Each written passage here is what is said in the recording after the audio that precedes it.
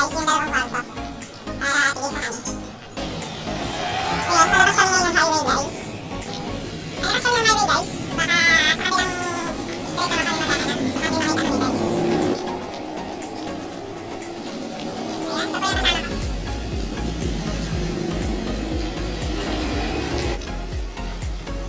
Hanapin ang nawawalang bahay.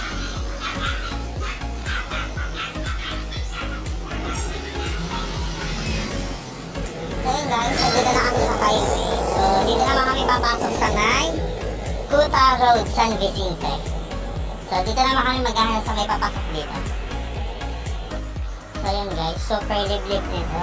And baka may mahanap kami dito.